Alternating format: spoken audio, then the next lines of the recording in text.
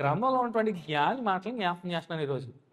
జ్ఞాని అయిన సొలొమోన్ గారు దేవుడిచ్చిన మహాజ్ఞానం ద్వారా కొన్ని మాటలు తెలియజేస్తున్నాడు. ప్రసంగ గ్రంథం మనం చదవబడిన లేఖన భాగంలోనే, నీవు దేవుని మందిరమునకు పోవునప్పుడు నీ ప్రవక్తన జాగ్రత్తగా చూచుకొనుము. ఏమన్నాడండి? ఎవరి మాటలు ఇవి?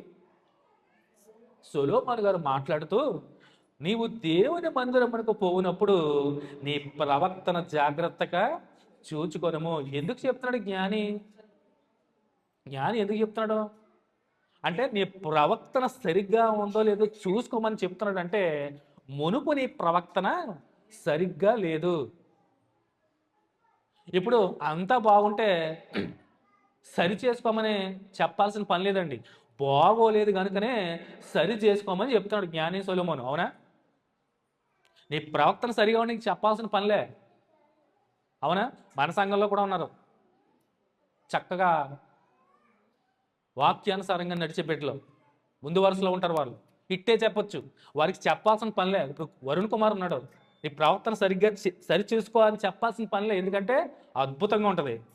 ఈవెన్ దినేష్దైనా, మోహన్ బాబు పిల్లలు నగేష్ బాబు, మహేష్ బాబు అయినా ఇట్టే చెప్పొచ్చండి. ఎందుకంటే వారు తెలిసిపోతారు వారి ప్రవర్తన సరిగ్గా ఉందో లేదో ఇట్టే మనం గుర్తించవచ్చు. ఒకవేళ సరిగ్గా లేదనుకోండి, అప్పుడు చెప్పొచ్చు. ఇప్పుడు సొలొమోను గారు ఎందుకు చెప్తున్నారు? దేవుని మందిరంలో అడుగుపెట్టే మన ప్రవర్తన సరిగా ఉండట్లేదు కాబట్టి తడుతున్నాడు. దేవాదేవుడు వాక్యం ద్వారా మిమ్మల్ని ఈ సమయంలో తడుతున్నాడు. నీవు దేవుని మందిరమునకు పోవునప్పుడు నీ ప్రవర్తన జాగ్రత్తగా చూచుకొనుము. అంటే సరిగ్గా ఉండట్లేదు, డిసిప్లిన్గా ఉండట్లేదు దేవుని మందిరంలో.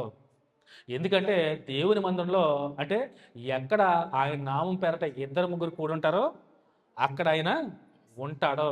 మరి ఎంతమంది ఉన్నప్పుడు ఆయన నామం పేరట ఆయన స్తుతించడానికి, కీర్తించడానికి, మహిమపరచడానికి, ఘనపరచడానికి వచ్చిన మనమందరి మధ్యన ఎవరున్నారు?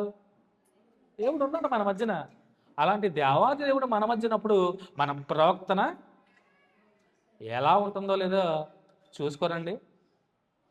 మన మధ్యన దేవుడు ఉన్న సంగతి మర్చిపోయి ఎలా పడితే అలా ఉంటే ప్రతిదీ చూస్తున్నాడు. అవునా? నీ కుడి ఎడమ ముందు వెనక ఆయనకి అన్నీ తెలుసు. నువ్వు లేవడం తెలుసు, పడుకోవడం తెలుసు, నువ్వు నడవడం తెలుసు, కూర్చోడం తెలుసు, అన్నీ తెలుసు అని చెప్తున్నాడే. నువ్వు ఎక్కడుంటే అక్కడ ఉన్నాడే, నిన్ను ఆవరించి ఉన్నాడే. ఆయన సర్వ